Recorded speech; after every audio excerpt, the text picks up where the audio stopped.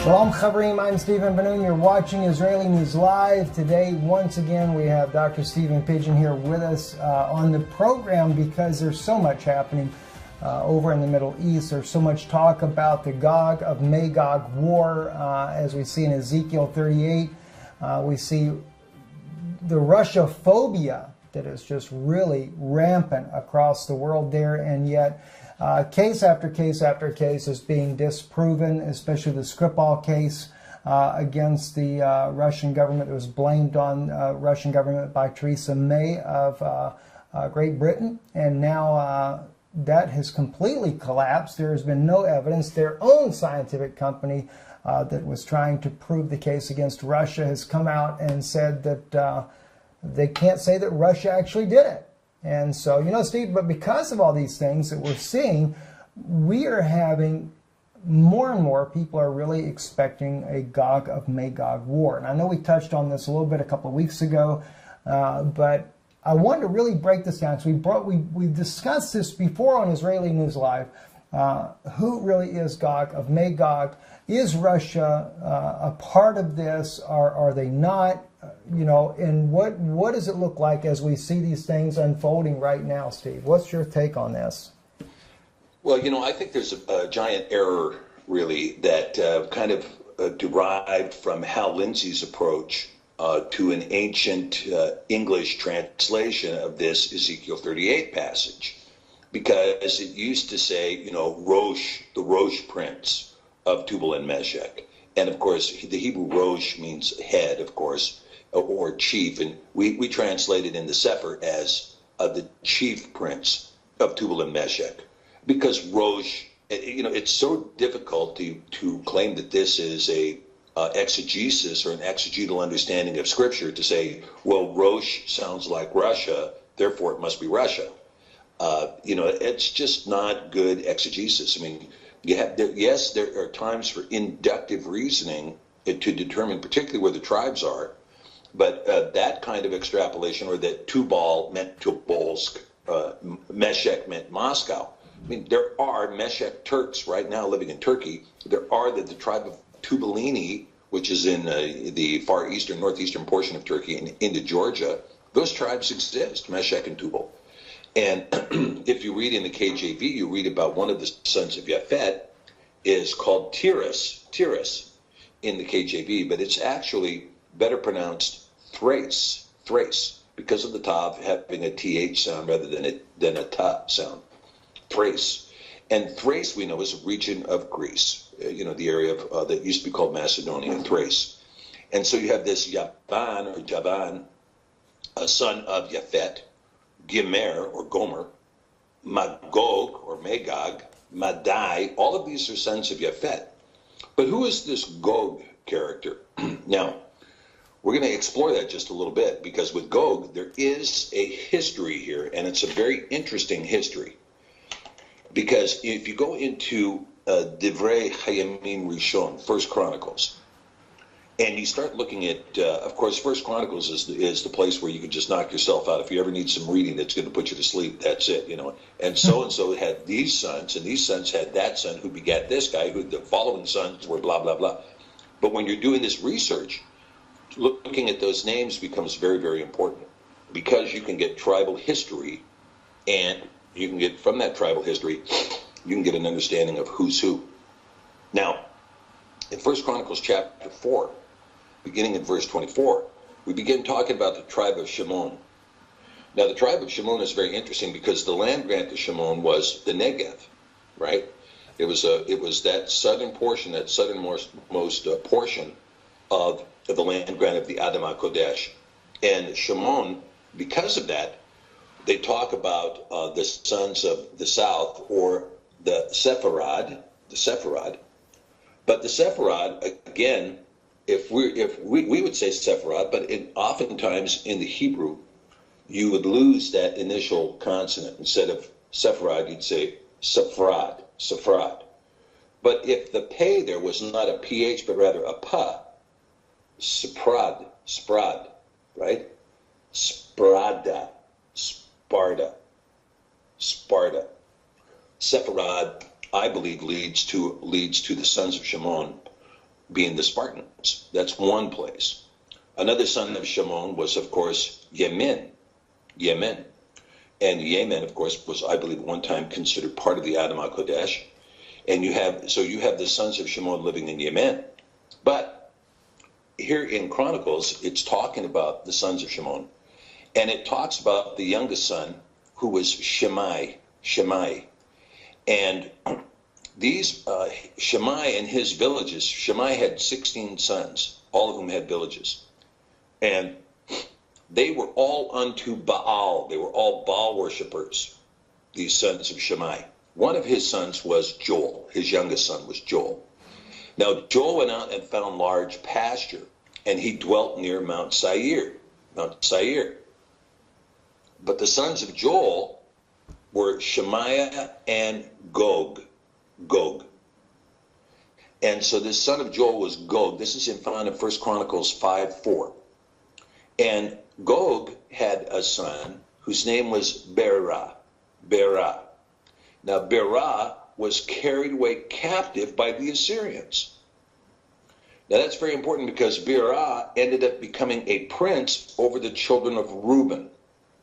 Became a prince over the children of Reuben. Now, there's something very interesting about the children of Reuben, because one of Reuben's sons was a man named Carmi. And Carmi was taken captive again during the same period by Tilgath-Pilneser. And when they were taken captive, Carmi went out, was taken east, and was taken out to the east of the Euphrates. And they were warriors, and they started a city there. That city to this day is known as Kermanshah. It's about it's in the golden mean between Baghdad and Tehran. So it's about 160 miles northeast of Baghdad. Okay. Well, Kerman was identified by Josephus as Ger-Mani. Not Kermani, but Ger-Mani. And they were a warrior tribe, and they were in this Kermanshah, and they were basically kind of a front troops to resist an initial attacking army, as was the tribe of Manasseh in the land of Bashan, Aga Bashan. And that land of Bashan, of course, included what is now Damascus. That was Bashan. And this was the land that was held by Manasseh initially. But Manasseh was also taken to the east of the Euphrates. But what about the Reubenites? What about the tribe of Gad? They weren't taken east of the Euphrates. They were taken north. Now, these Reubenites were kind of dropped off in the Anatolian Peninsula, what we call Turkey. But Gad, on the other hand, was taken over the river Sebat to Rome, which is now the Bosporus, into what we call the Balkans. And from there, they became the Visigoths and the Ostrogoths, and they would come to burn Rome, and they would eventually end up in Spain and even in Morocco. And they became known as the Vandals when they were in Morocco and Tunisia and Libya, the Vandals, and they also burned Rome. And finally, they would settle down as the Carthaginians. But when you look at this Gog now, this son of Joel, this family is going to end up in central Turkey. That's where they're going to be displaced. Their ultimate displacement puts them in central Turkey. Okay, now, when we talk about Magog, we've got two things going there. Is Ezekiel talking about Magog, the son of Japhet? Or is this a term of art? Gog and those from Gog, Magog. And it could be either one. It's probably both. Right. Because of the mailman there, which if we say from in Hebrew, normally we say mean, but it could just be the way it's pronounced there. But mean Gog or Magog, either which way. So yeah, you could have from Gog as a possibility. Yeah. So now when we look at that, now the next question is Russia Gog and Magog? Are they involved in this in any meaningful respect? Well, the history of Russia is different than that. I mean, who are these Russians? And these Russians are a combination, really, of two people groups. You have the Scandinavian Norsemen, Finland, Swedes, Finns and Swedes primarily, who joined together with the Mongol tribes out of East Asia.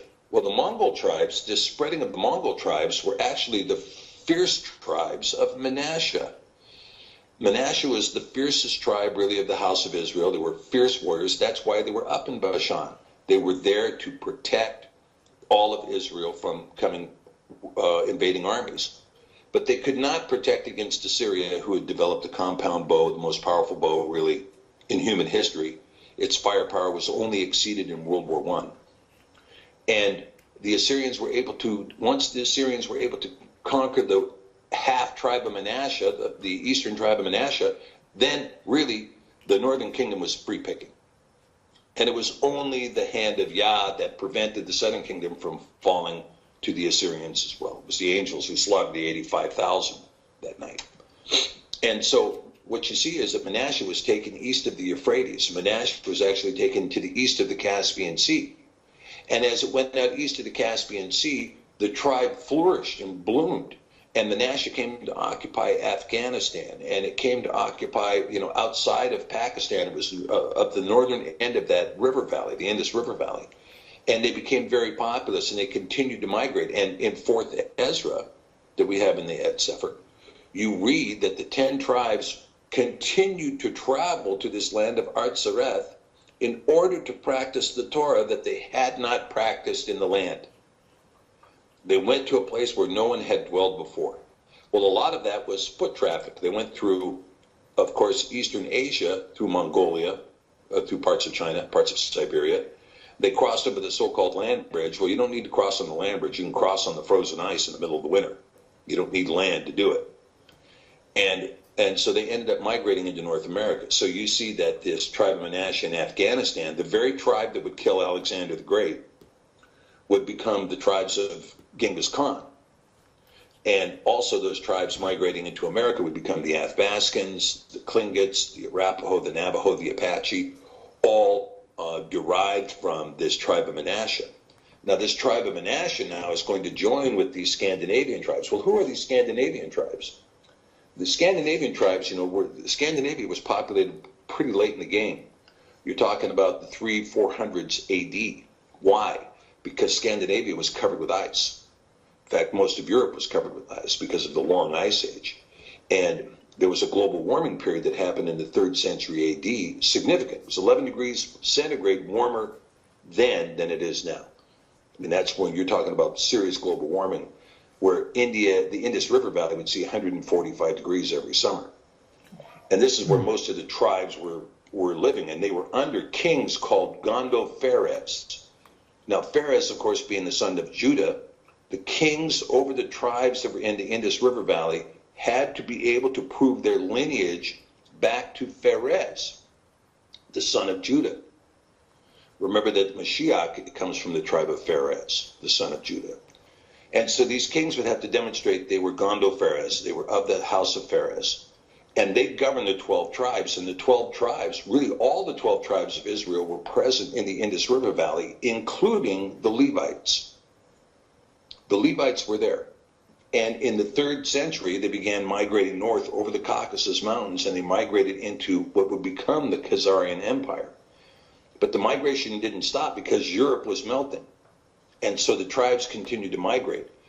And so Yair ben Davidi and Stephen M. Collins believed that it was the house of Issachar that moved into Finland and into Switzerland.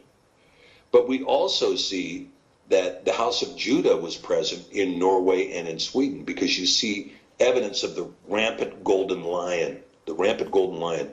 When you see the rampant golden lion, that's evidence of the house of Phares. When you see the rampant red lion, that's evidence of the house of the Sephardim, or the house of Zerah. And so you see the red lion coming up through Morocco and through Spain, but the golden lion coming actually through the Nordic tribes. So these Nordic tribes, Issachar, Judah, Dan, and Dan was always seafaring and always warring, came and began to merge with the Mongolian tribes. And they merged in this northern part of Russia, and their capital was called Vladimir. And they would live in the northern part of Russia while the Mongols controlled the southern part of Russia. I mean, Genghis Khan conquered, came close to conquering all of Europe. And so you had the Mongols ruling, and the Mongols were ruthless, brutal fighters. They would come in with an overwhelming tide to destroy. They completely defeated the Crusaders in eastern Poland. Completely defeated them. The Knights Templar destroyed.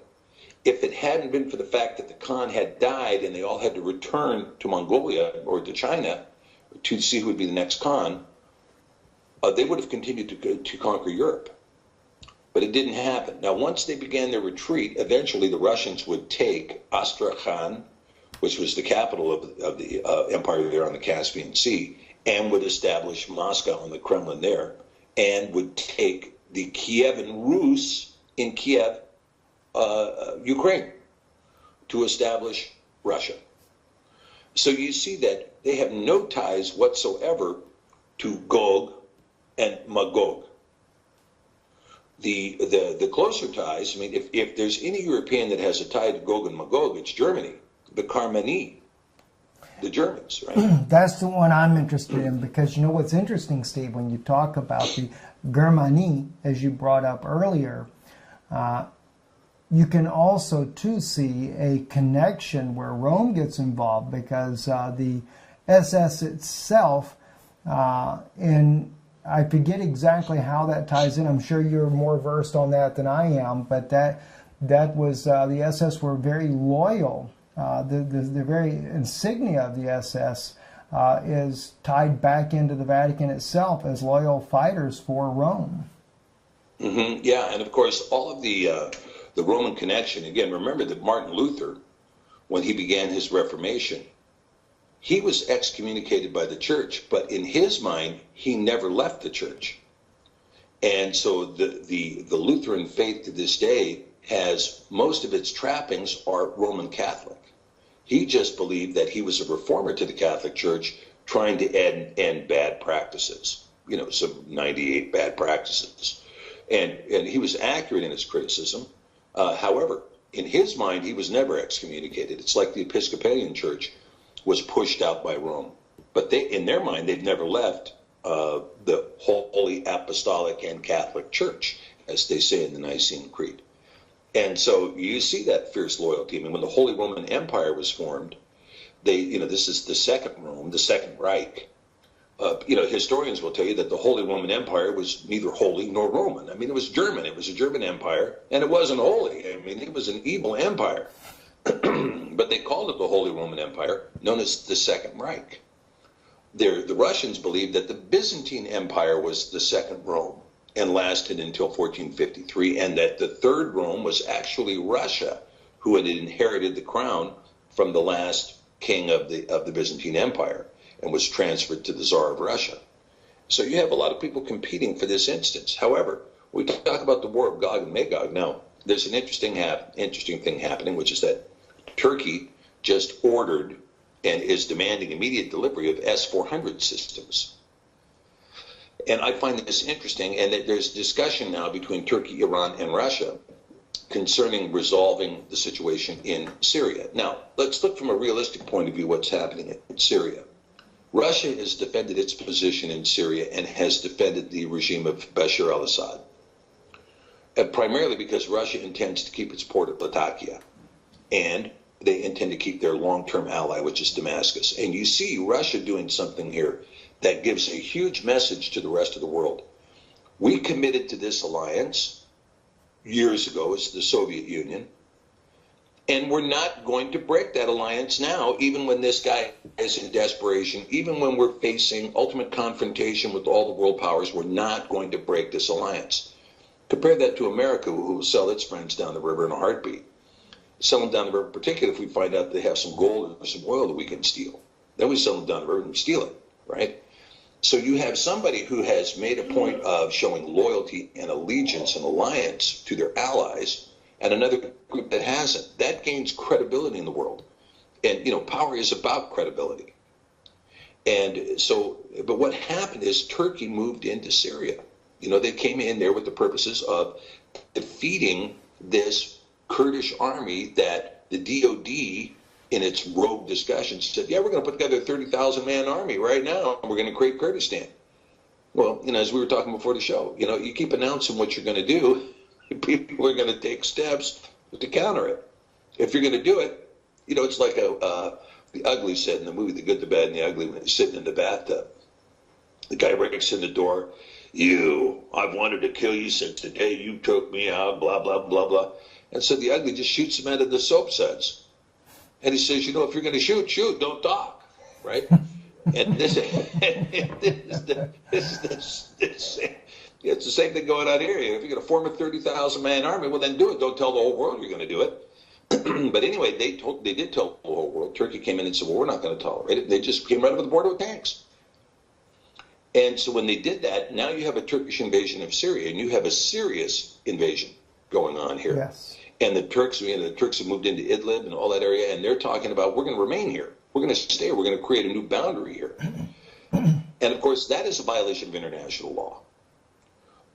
But Iran also has troops in Syria. So, Russia has a vested interest in coming in and saying, no, look, we have told the whole world that we're going to restore the Syrian Republic back to its original boundaries with all invading armies out of the country. So, of course, Russia is going to sit down with Turkey and Iran. They're going to sit down with them and say, okay, look, the United States is pulling out. You need to get out, too. We'll give you S-400 systems, or we'll sell them to you, to Turkey. We'll sell more S-400s to Iran. But why would you need S-400s, Stephen? Why does Turkey want S-400s? Who are they trying to protect against? And the answer, there's only one answer. That's Israel. That's the answer. That's who they're trying to protect against. Because they know all the other defenses they have, including NATO-supplied arms, are ineffective against the stealth mechanisms that the Israelis have deployed in their fighters. But the Syrians have demonstrated they can take down an Israeli F-15 with the S-400. And they did, in fact, do so. Yes. So Turkey now says, well, we've got to have the S-400 then. All right. But is this Gog and Magog arriving? And the answer is, and we talked about this in the show before, that Gog and Magog, I believe, are the 57 nations that are now being commanded by the caliphate out of Istanbul and the self-proclaimed caliph, Tayyip Erdogan.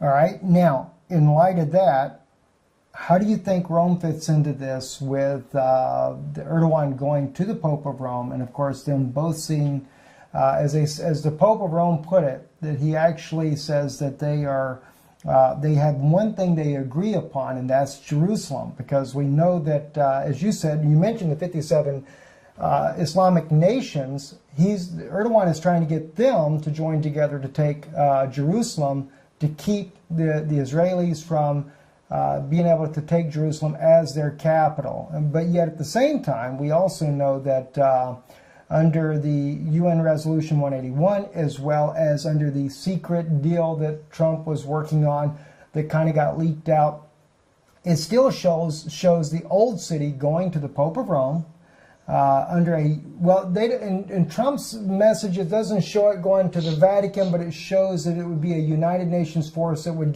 be the guaranteed statute for the old city, with the city being divided, part going to the Palestinians, part going to the Israelis. How do you think that plays in when it comes to the Vatican's role in this and Turkey's role in this as the Gog of Magog? Yeah, I think that, I think you have both of them are playing each other. Erdogan is playing the Pope, and the Pope is playing Erdogan. And they both think that they're going to get the power seat.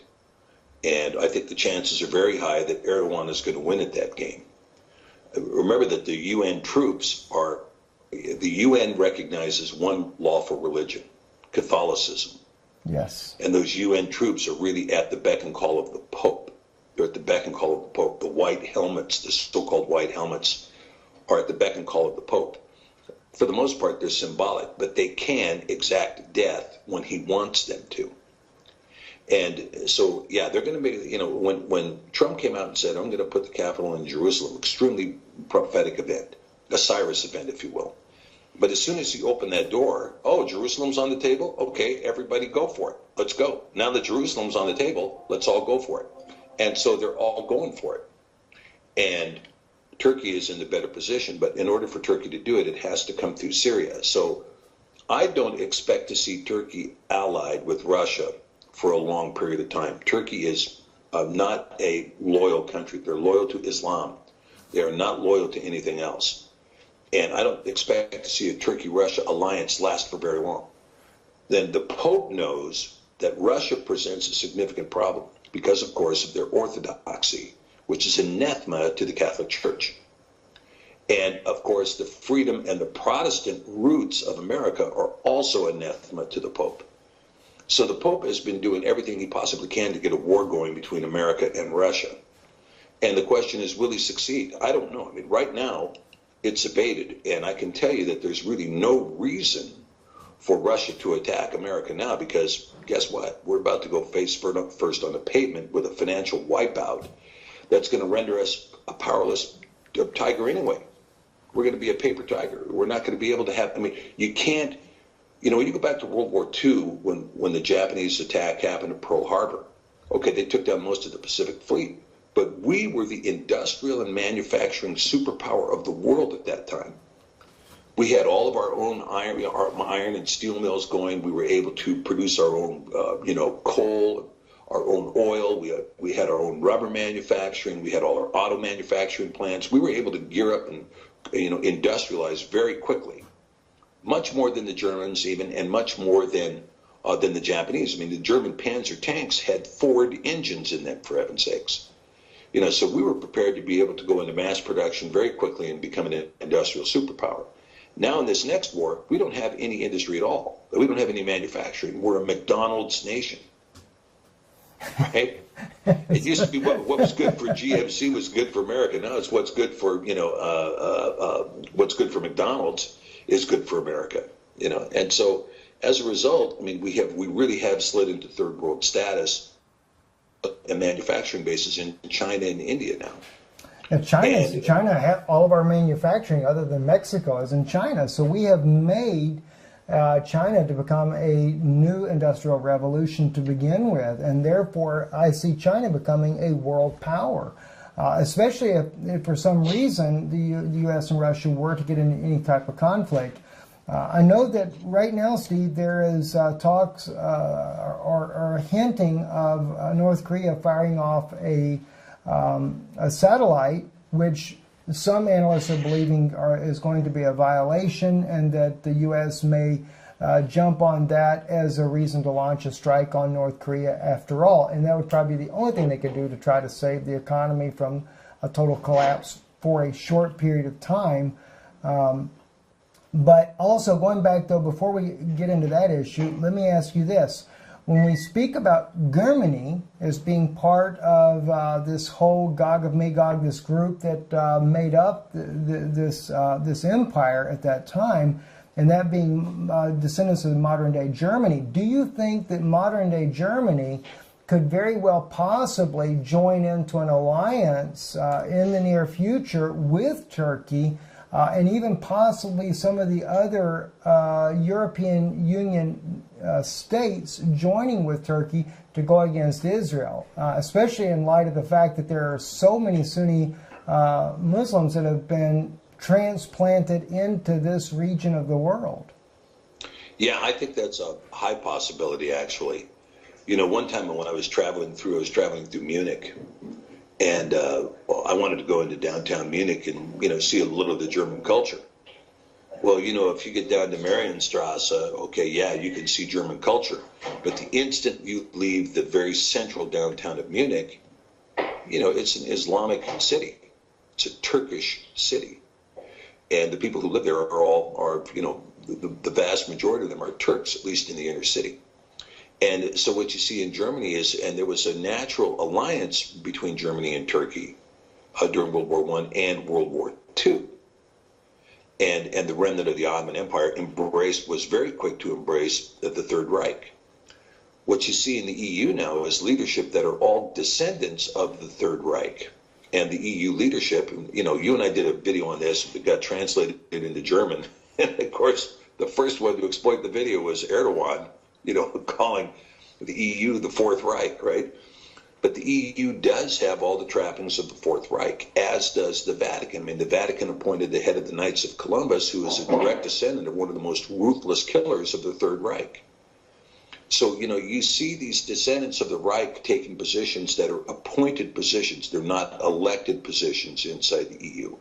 They control the EU, and they are pushing the EU along protocols that were consistent with the governing policies of the Third Reich. You don't have the ferocious racialism that was being preached by Hitler at that time. You don't have the voracious anti-Semitism that was coming out of the group at that time. And you don't have the ferocious nationalism, because they're internationalists now. Internationalists, not nationalists. And so you do, but nonetheless, you have this neo-Nazi, if you will, protocol. That's why the EU is so ready to embrace the illegal regime in Ukraine, who is conspicuously neo-Nazi. I mean, the first move of that Ukrainian government was to require the Jews to register. And then you wonder why the Russian Jews in Crimea were begging for Putin to come into the Crimean Peninsula and to prevent the Holocaust that would have happened. And, that tension between the Western Ukrainians and their tendencies to be neo-Nazis and the Eastern Ukrainians, many of whom are Russians and Russian Jews, it's a huge tension. It's always been present. It was present during the Soviet Union, it was present during World War II, and it's present again now. So the chances of a German-controlled EU putting into alliance with Turkey, Gog and Magog, I think that's a very strong possibility, especially if you see the United States fade from the picture as a superpower, as being any meaningful political broker, and the real power becomes Russia as a military superpower and a resource provider, China as an industrial and manufacturing power. Where does that leave Europe?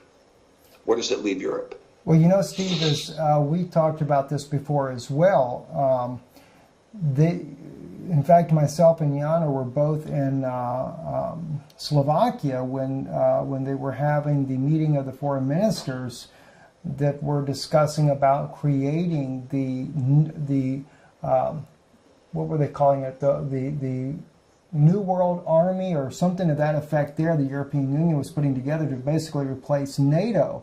Now that has developed even more so since then, and now they have put Germany as the commander of this army that they've been putting together for our European Union, as they call it, a rapid force response army.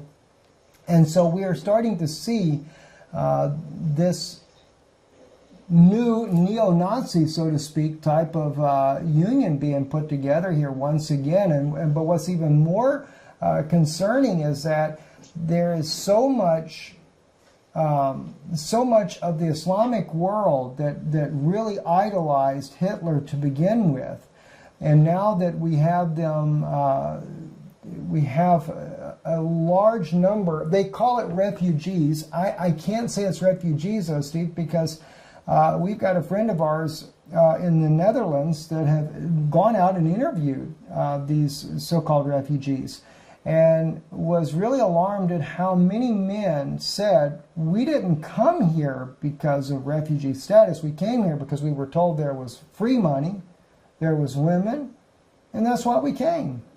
So right. Very concerning situation. I mean, you do have a small minority that are refugees that come here because of a war-torn situation in Syria. But the majority of them, especially from Africa, have been sent here.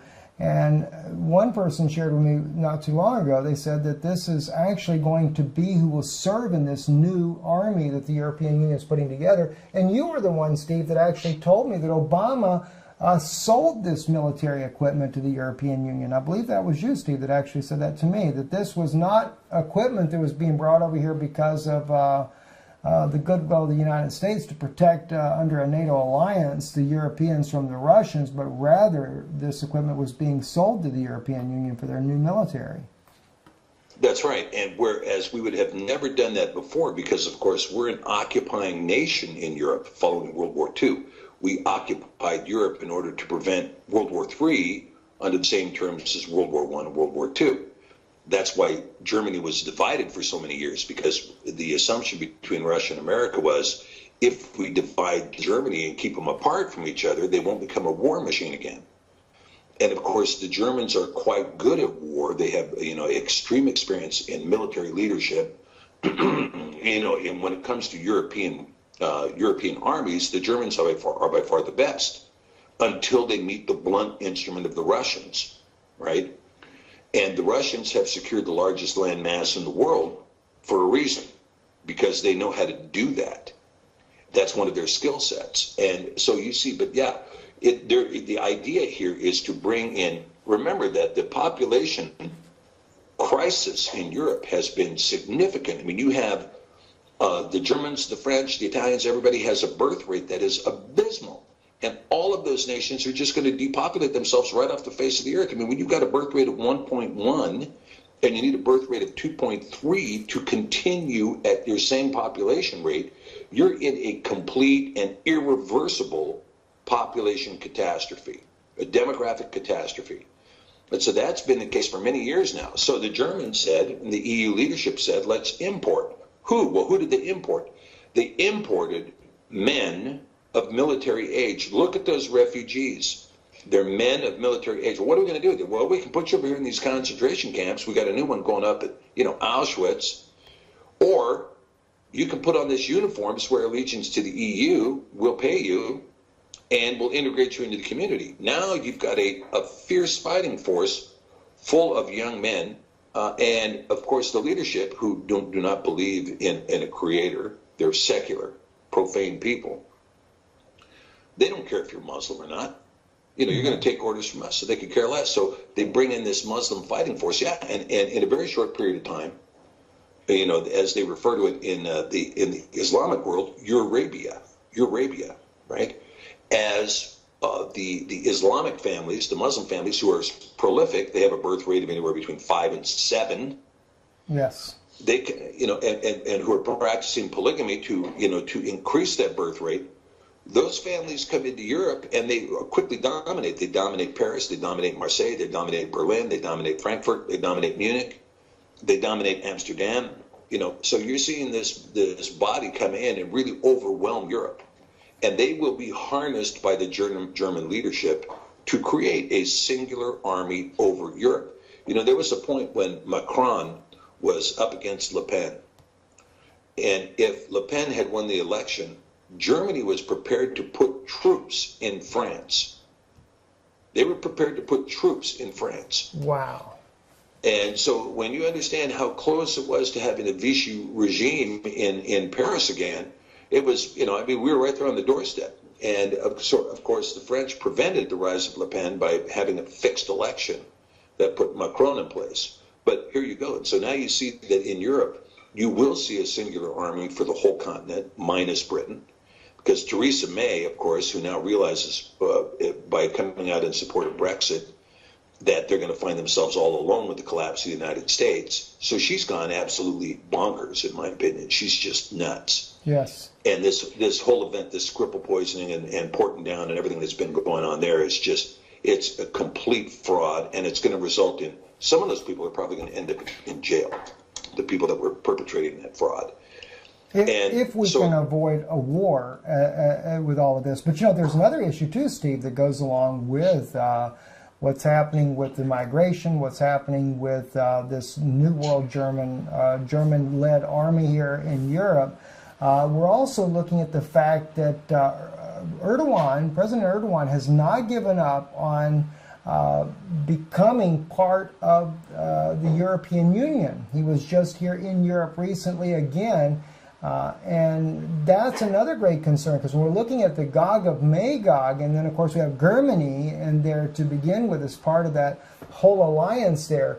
We are truly seeing where this, because I thought from the beginning that this was nothing but a plot to begin with, to send all the Muslims up into this. It's mainly Western Europe, not as much as Eastern Europe as you have it in Western Europe.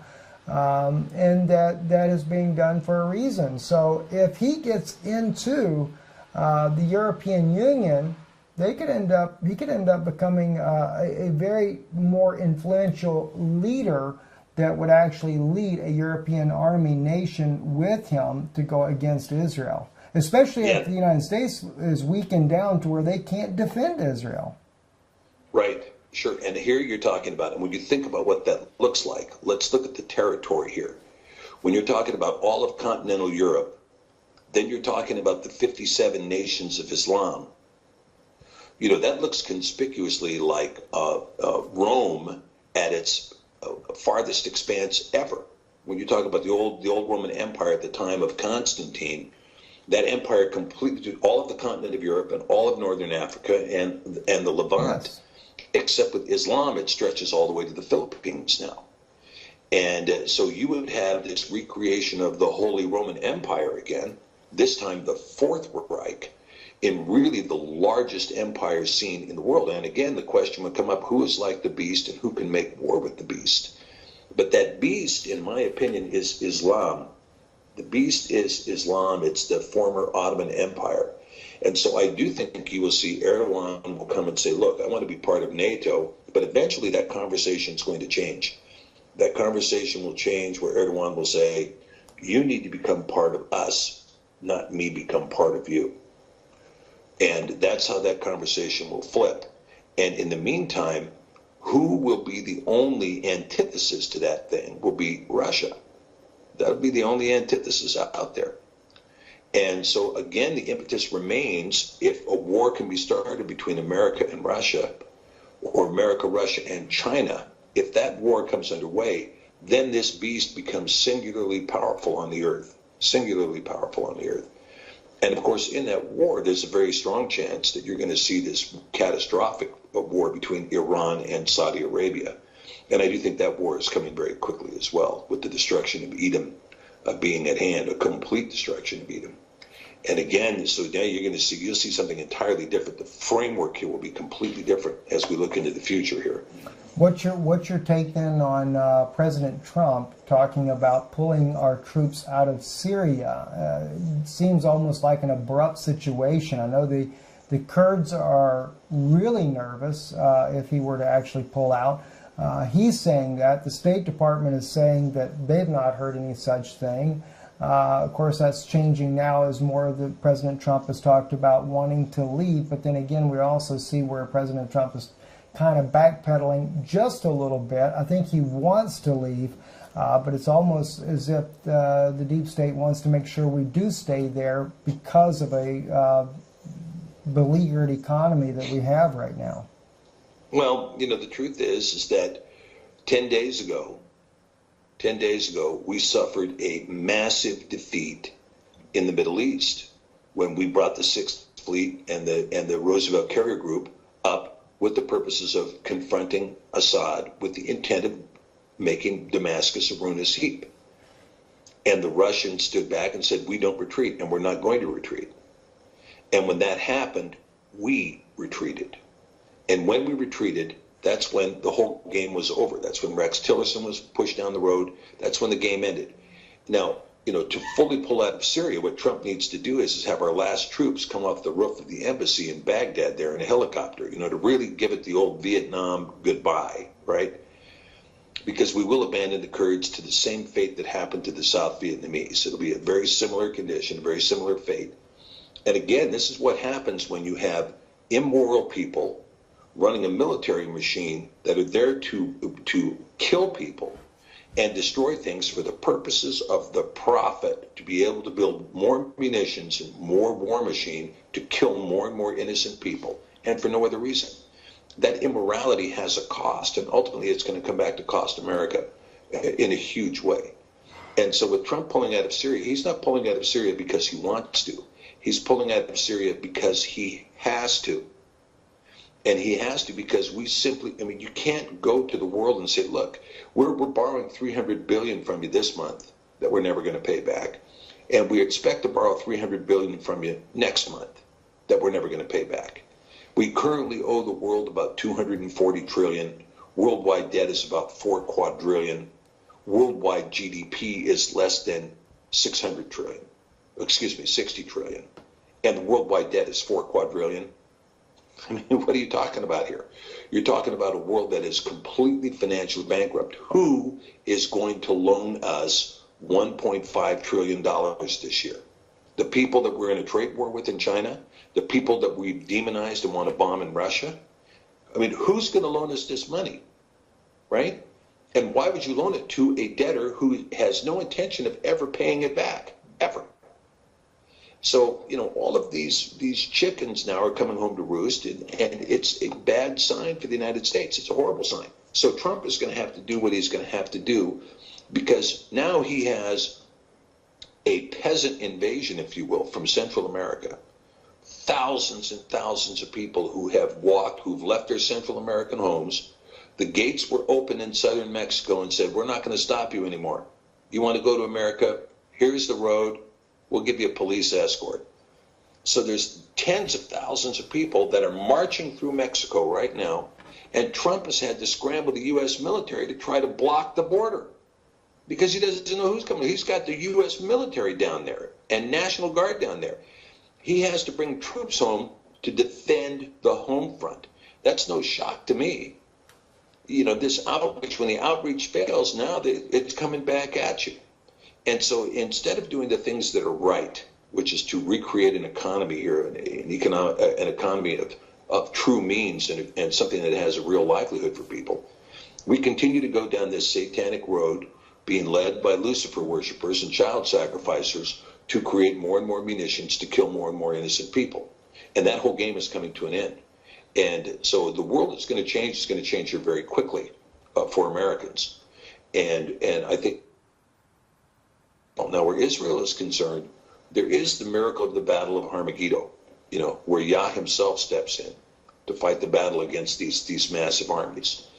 But the question I have for Israel is this: you know, the prophecy in Ezekiel 38 or 36 talking about the restoration of the land includes a prophecy that talks about reinstating the Torah. Now, for all of those who live in Tel Aviv, tell me you're living under the Torah.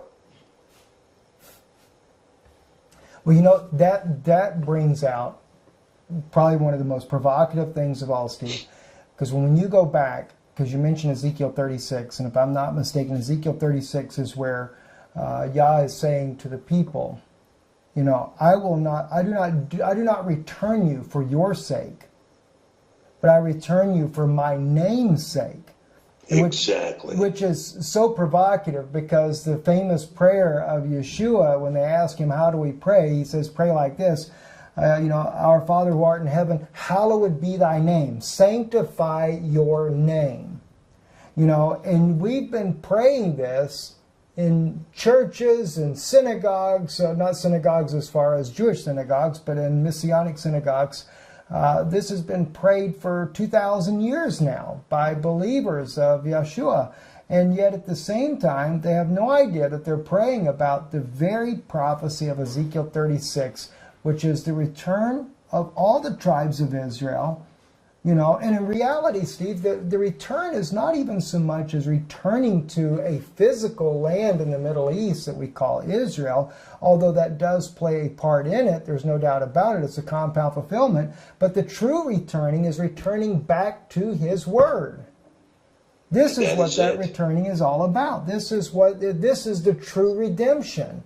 And yet at the same time, I'm getting more and more criticism because, you know, I can't just sit there and watch my people sit there and destroy all the innocents around them and then jump up and down on the bandwagon and say we should kill all the Palestinians, we should kill the people in Gaza, we should kill all the people in Syria, because this is what God wants us to do. We have to expand our land grab that we're doing here. I mean, you know, Steve, I've seen comments from people that have followed Israeli News Live for years now that have come out and said, no, we have to take Syria down because, you know, when the 12 tribes all return, we've got to have a place to live. And I'm like, totally contrary to the word of Yah to begin with, and we're talking about doing something like this. And so more and more, even when this whole issue came up the other day in Gaza, you know, they naturally, Hamas, and some people may not like this, but there is a connection between some very dark circles in I call it the Israeli deep state and that of Hamas that helps Hamas stirs up the people living in Gaza, as well as on the Israeli side in the government, they're stirring up them in order to create a battle, create a conflict. I mean, why else would you send 100 snipers out there and just start picking people off because they come too near the fence? You know, they come out later and say, well, we killed 10 terrorists, but I'm like, what about the other 7 that were not? You know, so it's more and more, it's concerning me what's happening. And then we have, on top of it, Steve, there's channels that are being created out there that are to oppose what we stand for, because we're trying to keep a balance here. I can't say that everything that the Israeli government does is truly of God. It's not truly of God. I mean, as who was it? It was Siman Tov, who was actually here on Israeli News Live, and he said that when the Israeli government paid the gay community to come and hold a gay parade in Jerusalem and promised them protection, he said the sewers, for the first time ever in Jerusalem, backed up, busted the cover off of the streets. In fact, it was on one particular street in Israel, and that was Hanavim, which is the street of the prophets. And he said raw sewage went down the streets. He said, do you not think that God was trying to send a message that he was not pleased with what we're doing? And yet the people are being taught, Steve, that Israel has returned home, which I believe the house of Judah has returned home, and that because we are a nation, we are acting, or nothing else is supposed to be acting on the place of God, and whatever we do is perfectly in the will of God. And then they've got the people out there pushing this narrative, and the people are just falling for it, Steve, because why? Well, it's an Israeli that's a believer in Yeshua. You know, and it's not just one. They've got many of them out there that are coming out doing this. And I believe that it's just a setup to try to get the people to support the wars, especially the evangelical community, because they're the ones that put Trump in the office. And they need him to be behind any war they need to do, and especially a war against Syria. What's your thoughts on these things? That's my bandwagon. I think when you talk about the land grab over Bashan, right, in Syria, you know, a lot of that has to do with the Leviathan gas field that's off the coast of Cyprus. If you're going to get that, if you're going to ship that gas into Europe, there's only one route. You know, you can say, well, let's put it through Lebanon, but then it has to go through Syria to get to Turkey. Otherwise, it has to go through Syria. Let's put it through Jordan, but then it has to go through Syria. So ultimately, Bashar al-Assad has to agree to a pipeline to transport that gas into the Turkish pipelines to get it into Europe. And Assad has said, no, we're not going to do it. And the same thing as the Russians have said no. Now, you also have an issue with the oil find that's supposedly up there in the Golan Heights, which has another issue as well. What are we going to do there? The Golan Heights is disputed territory. And, you know, what are we going to do? Well, if we smash Syria, we can take more and more turf. And of course, it is on the table to smash Lebanon again. Now, you know, from my point of view, again, you have this idea of war hawks, these idea of, you know, I'm Judah Maccabee. Let's go out and conquer some more cities until we can restore the kingdom to the kingdom of Solomon, the kingdom of David, or whatever people think it may be. The reality is the kingdom is inside of you. You know, what is the kingdom? This question is answered over and over again in the Gospels. What is the kingdom? The kingdom is inside you. And until the hearts of the Israelis are changed, and yet, of course, not all Israelis have the same opinion. You know, I mean, it is widely disparate in the streets of Tel Aviv compared to what it is in the restaurants in Haifa, compared to what it is in downtown Jerusalem at the Shog, right? You have differences of opinion between those people. But nonetheless, the whole of the heart of Israel has to come back to the Torah, not the Talmud. It has to come back to the Torah. And to understand the clarity of the Torah and the teaching of the Torah, one must look to the words of Mashiach, who said the burden is easy, the yoke is light, who said, you know, this is how you understand the Shabbat. It is lawful to do well in the Shabbat. Man was not created for the Shabbat. The Shabbat was created for man. Stop adding man-made rules and creating this burden that no one can lift, and you won't lift a finger to help them lift it. You know, all of these things, this clarification of the Torah was given in the Gospels. But you know, I was in the Israeli Supreme Court, and I was talking to the clerk there, and we were sitting in the courtroom itself. And I said, "Well, I want to ask you a question." She said, "What's that?" I said, "Can I, if I'm litigating in this courtroom, can I raise the Torah as a matter of law? And she said, you absolutely can.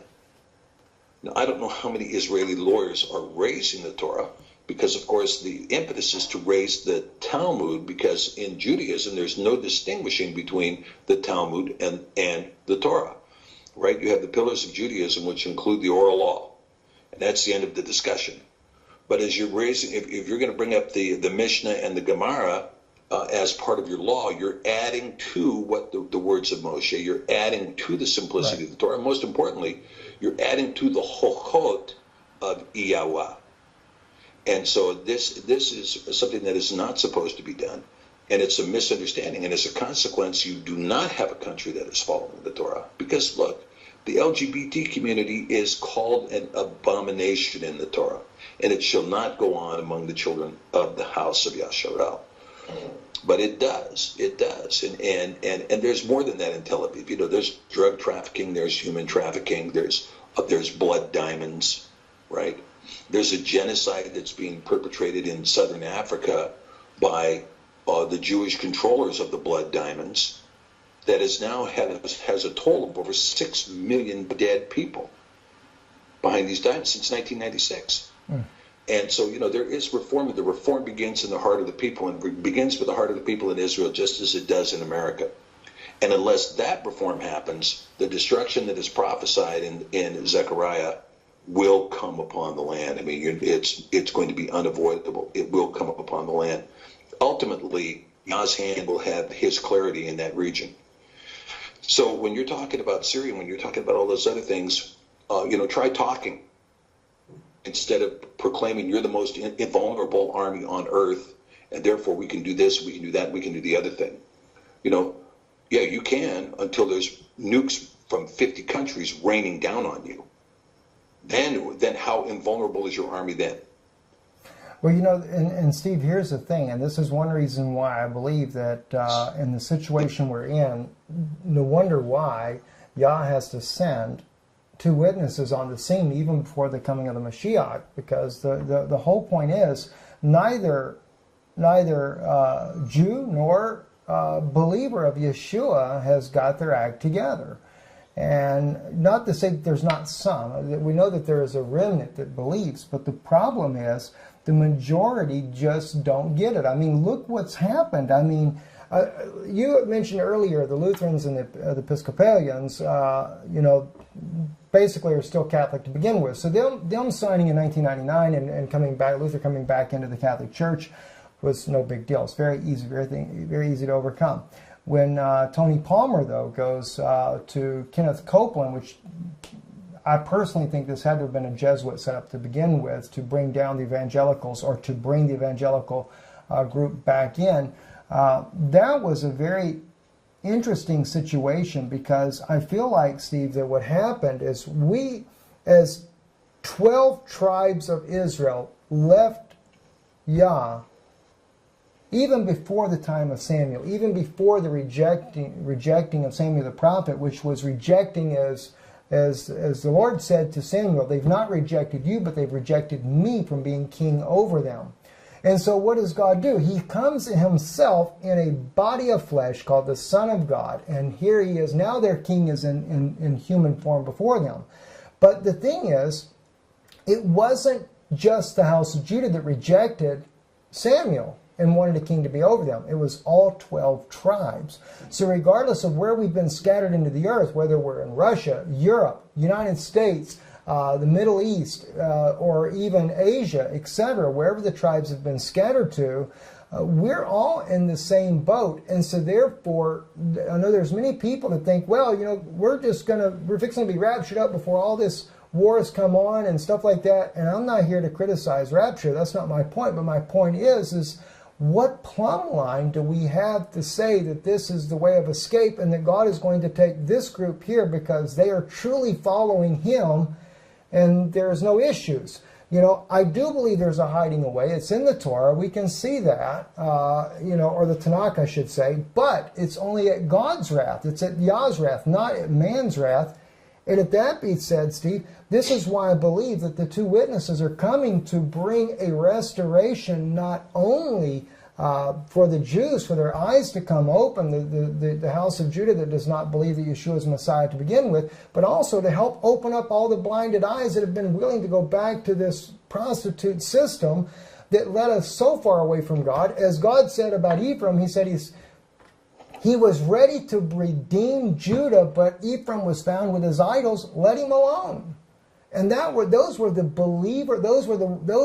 house of Israel that were believing Yeshua's message after 300 years. Next thing they know, they wanted a king again. So what did the so-called Gentiles do? Or the other 10 tribes, just like the house of Judah that were believing? They put a new king in place now. Now we have a spiritual king, and that was called a potentate to now rule our affairs.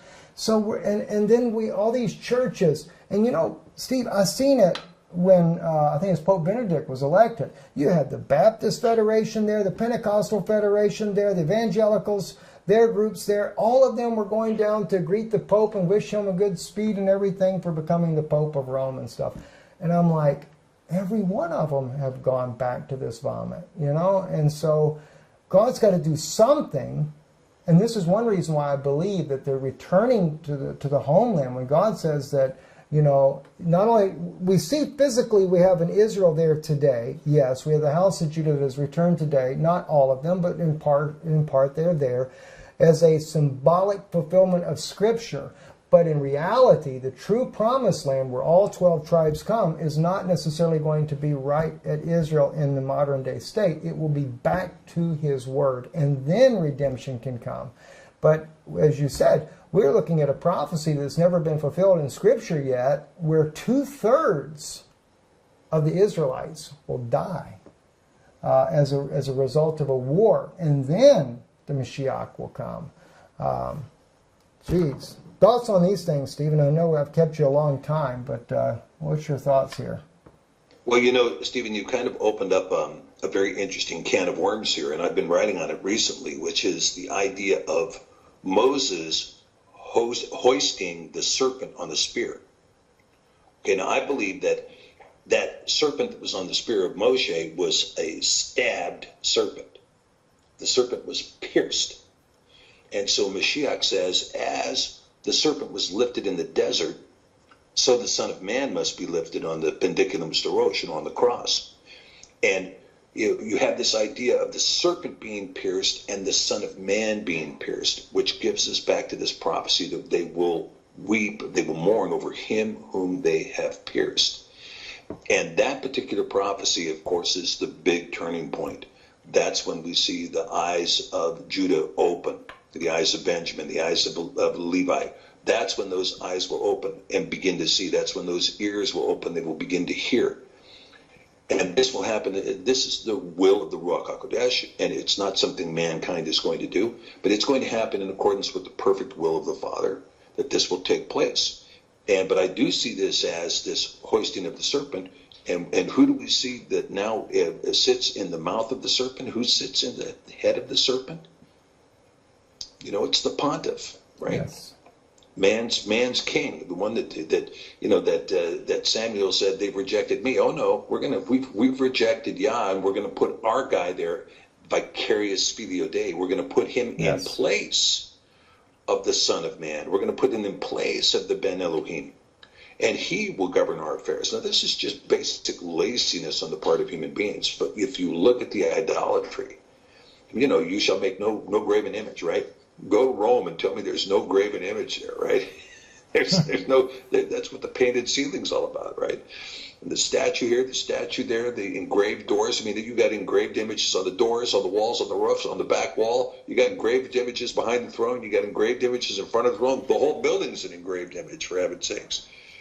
Make no engraved images except for the following, right? And the list goes on and on. And so here is Ephraim with its idols, right?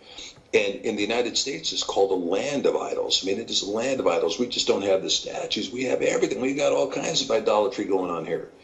And we worship every little thing. And, you know, and ultimately the simplification of the Torah, the simplification of the easy hand of Yah, what he wrote and what he gave. You know, we were talking about the other day about the temple, right? The command is really for attentive meeting, right? It's for attentive meeting. It's the temple, was the temple commanded or was it allowed? You know, this stone and timber, was it commanded or was it allowed? Because in the Torah command, you have the command of the tent of meeting. You have the command of the ark. You have the command of the menorah. You know, you have these very simple things that are so easy to do, so easy to follow. You don't need a big budget to do it, right? And so these were the mitzvot that were handed down in the Torah. Simple stuff and good stuff. And so when we talk about the hearts of the believer, you know, I would just encourage the people that are listening to this. You know, the question is before us is not where to flee or who to attack. The question is how to get right before the Father. That's the question. That's the question you need to ask, and that's the question you need to answer. Absolutely. It couldn't have been said better, Steve. You know, friends, listen, we are in a very, very late hour, and it's no time to play church. It really isn't. And we see a true move.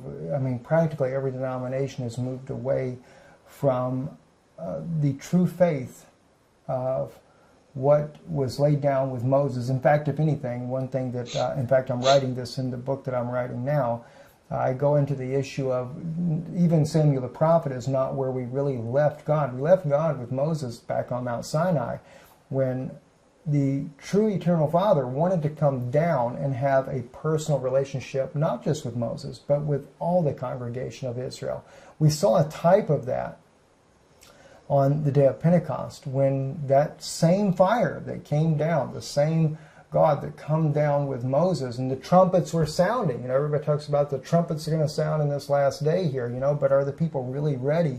They're really ready to receive that. This is where we really have to go back. It's one reason why, as the Lord revealed to me recently, it has to be Moses as one of the two witnesses, because he was the one there that was introducing, as you would say, the Messiah, so to speak. He was introducing the Father coming down that wanted to have that intimate relationship with his people, but the people got afraid.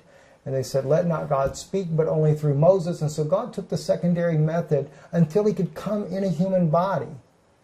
And this same God is the God that wants to have that relationship with you today. And that's where we have to get back to. That, you know, as Brother Steve said here a moment ago, you know, you are that temple. You know, we're the temple of God. Where the kingdom of God is within you. And we've really got to get to that place there and quit thinking that we have to go out and kill everybody on the planet Earth and go overtake these nations. Someone had wrote me recently and said, you know, well, Steve, you know, it wasn't a mandate of Joshua through Moses to go and kill all the occupants of the land. Well, he was dealing with giants. He's dealing with Rephaim and Nephilim but in that case there, he wasn't allowed to take the land from Lot's children either, because they had defeated what? The Zamzumim and their region there. It was not normal people that they were going up against. You know, so I think that we really have to take a step back, really look, and not be caught up with propaganda. If anything, pray for those that are giving the propaganda, that maybe someone will wake up and recognize what's really going on. This is one reason why I wanted to have Dr. Pidgeon come on today, because, you know, he is, to me, a true historian as well, really has a good command of the Torah, and can help bring some light of who Gog of Magog is. Because what we're seeing in the mainstream Christianity today, they're trying to demonize Russia, trying to make Russia the Gog of Magog. And this is something that has happened more in modern times. As Steve mentioned, Hal Lindsey, I think that was in his book, what is it, The Late Great Planet Earth, is where basically I think we get the birth of the Russia being the Gog of Magog war. And that's because there is an agenda to make a certain prophecy fit the narrative, so that it would believe, so that the people will accept, and in my opinion, a true Antichrist spirit that they're going to try to introduce to the world. But anyway, Steve, in closing, any last comments? I just want to thank everybody for watching today, and again, Steve's with him and Brad Huckins with the Et Sefer group there. many others there. He's actually in Montana, where the Sefer is actually, is it printed there, Steve, as well, or what else? Not yet. It's currently printed in Detroit, outside of, actually around Dearborn, Michigan, is where it's printed, interestingly enough. But we do warehouse here, and we ship from here. And so we've got a great team out here. The team has really come together, and it's been miraculous, really, because we're in the middle of nowhere, and yet the Father continues to bring the right people to us. We're extremely excited. We're working on our Spanish edition right now. Doors may be opening for us to do a Mandarin edition. Those doors may be opening now. We're also working on a Russian edition. And so we have a lot of fuel in the fire. We're publishing, of course, we released Josephus Antiquities last month. And it's really in a beautiful volume, linen wrap. And we're using this Dexter cream paper, and it's a sewn binding. It's a beautiful book. And Antiquities Complete, we're going to be following that with Josephus Wars, which will complete that collection in Josephus. Philo is coming. And, so we continue to advance. We've got now a Spanish blog that's available on the website. My blogs are up, and Brad has a blog. He blogs on the mobile app. The app is becoming very effective. We're very happy with the condition of the app. We're in another update mode right now. And that update will be coming available probably here at the end of April, which will make it much faster, much cleaner. There were a couple of bugs that happened when Apple introduced the iPhone 10 or the iPhone X, whatever it's called. There were some bugs in that operating system, so we've had to completely retool the app, but it's coming. And of course, the INL coupon is still effective for people who want to buy any of the Sefer products, any of the book products, the tabs, the covers, etc. All of the things that we can ship from our warehouse here in Montana are subject to the INL discount code. So anybody who orders and uses the INL code will receive a 10% discount on whatever it is that they're purchasing. The app is outside of that because the app is priced by Google and Apple. But the books, that's what the discount applies. And of course, now the new Sefer is much smaller. It's only 2 inches thick now. And we've gone to this Dexter cream paper, which is very nice to read. We've actually expanded the font. So is it what you would call a large font? It's very close to being a large. It's not a small font, not in any respect. It's very readable by most people who have fairly challenged vision, between, let's call it a 1.5 and a 4.0 in that range. You're going to be very comfortable with this book. If your vision's beyond that, get the app. It'll expand to a 36-point font. But the book itself, I may have to get the app. I just topped 4s in mine, so I'm in 400 plus in both eyes now. So yes. So you may need the app, but the app, you put the app on an iPad or on a tablet, and you can bounce that right out to a 36-point font, and I mean it's readable, and it has nightshade with it, and you can highlight, and you can note take, and and it's got the lexicon built in. The lexicon's also available. But the book now is much more manageable. It's thinner. It's 2 pounds lighter. It ships at a less expensive rate.